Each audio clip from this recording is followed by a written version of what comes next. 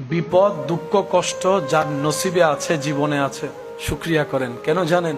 সুখের সময় রবের কথা মনে থাকে না, মনে পড়ে না। কষ্ট বিপদ রোগ আসলে রবের কথা বারবার মনে হয়।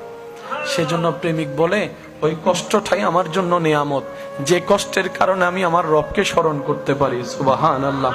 ওই বিপদটাই আমার জন্য আমি নিয়ামত মনে করি, যে বিপদটার কারণে আমার অন্তরে অনুভূতি জেগেছে 2 রাকাত শুকরিয়ার নামাজ পড়ার জন্য, রবের দরবারে সিজদা দেওয়ার জন্য। ওই কষ্টটাও নিয়ামত আমার জন্য, ওই দুঃখটাও নিয়ামত, ওই অসুস্থতাও নিয়ামত। কারণ এই বিপদগুলার কারণে আমার দিল রবের স্মরণে মগ্ন হয়ে আছে। সুবহানাল্লাহ। আর হাজার বিপদের মধ্যে সবর হচ্ছে এমন একটা খুঁটি, এমন একটা গাছ, এমন একটা শক্তি। এই সবর ধৈর্য সহ্য যে করার মতো করতে জানবে, বিশ্বাস করেন ভাই, হারানোর চাইতে 10 ডবল বেশি পাবেন।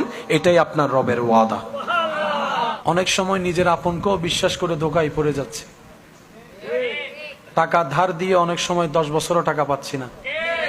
যার কাছে টাকা ধার দেওয়া হয় তার কাছে টাকা চাইলে নিজের ভিক্ষুক মনে হয়, সে এমন ভাবে পাট নিয়ে কথা বলে। আল্লাহ অনেক সময় বিদেশ থেকে আমরা টাকাটা পাঠিয়ে বিশ্বস্ত মানুষের কাছে দিয়ে বললাম জায়গাটা তুই কিনে নে। দেশে এসে পরে দেখলাম আমার কোনো নামই নেই, তার নামে সে রেজিস্ট্রি করে ফেলছে। অনেক সময় নিজের ছেলে মেয়ে বেঈমানি করছে, অনেক সময় নিজের বন্ধু বান্ধব স্ত্রী স্বামী বেঈমানি করছে। আল্লাহ এই রাস্তায় তো আমি একা চলতে পারবো না। আল্লাহ তোমার সাপোর্ট তো দরকার, তোমার সাপোর্ট দরকার।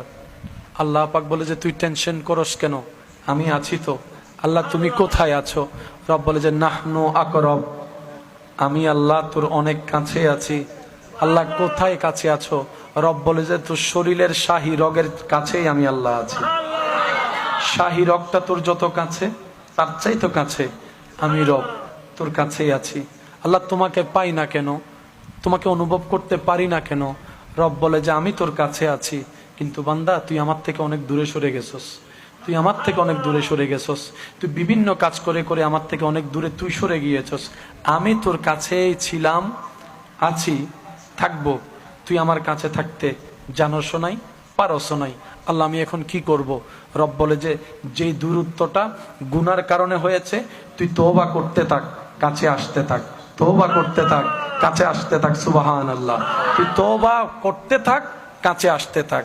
আল্লাহ তওবা তো করছি, গুনাহ তো আরো দিন দিন বাড়ছে বিভিন্ন ভাবে। রব বলে যে তওবা কর, সাধ্যমতো নেক আমল করার চেষ্টা কর, নিজে কর, নেক আমলের সাথে থাক। তাহলে 2টা সাপোর্ট তোর হবে। একটা হচ্ছে করা জিনিসের জন্য তওবা করলি, ভবিষ্যতের জন্য তুই নেক আমল করার চেষ্টা কর। বান্দা তোর চেষ্টাটা